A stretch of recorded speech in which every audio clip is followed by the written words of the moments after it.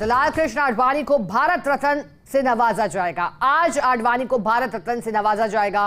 भारत रत्न उनके निवास पर दिया जाएगा। पीएम मोदी समेत भाजपा के कई बड़े नेता आडवाणी के घर पर पहुंचेंगे और आडवाणी के जीवन को समझने के लिए हम आपको जानकारी भी दे रहे हैं। जिस तरह से लाल कृष्ण आडवाणी का कार्यकाल रहा है, बीजेपी में भी खासतौर पर उनकी गिनती अनुभवी नेताओं के तौर पर की जाती है। अब आज चूंकि उनका स्वास्थ्य ठीक नहीं है, ऐसे में उन्हें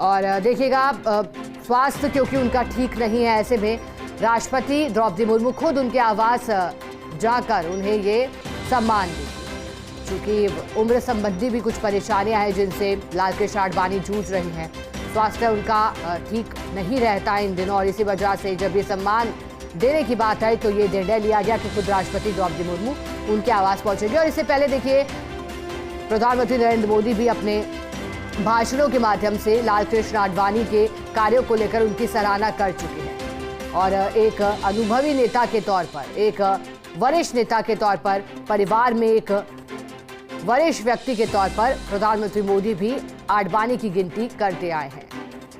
योगदान को पार्टी में सराहा गया है लाल कृष्ण आडवाणी।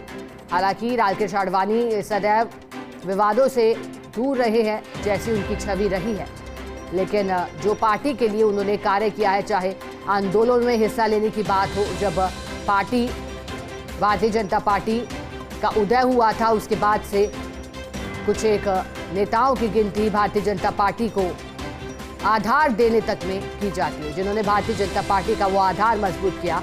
इसमें एक नाम लाल कृष्ण आडवाणी का भी नाम सामने आता है।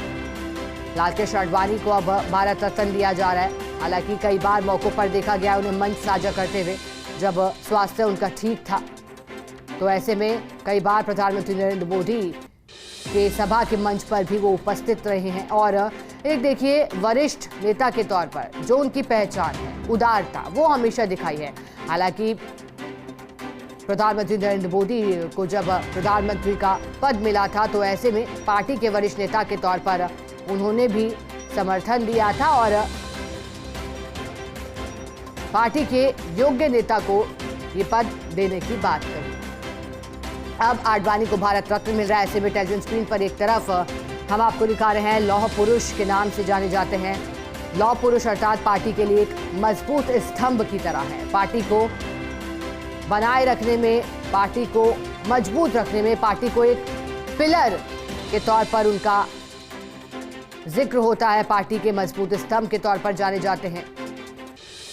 नींव जब किसी पार्टी की मजबूत होती है तो फिर वो पार्टी धीरे धीरे आगे बढ़ती है। और ऐसे में भारतीय जनता पार्टी की जब हम बात कर रहे हैं, आज जिस तरह से भारतीय जनता पार्टी 400 पार की बात करें, लेकिन इससे पहले जो प्रदर्शन था लोकसभा चुनाव में भी, तो ऐसे में उन नेताओं के योगदान को पार्टी भी नहीं भुलाना चाहती जिन्होंने पार्टी को यहां तक, इस मुकाम तक पहुंचाया।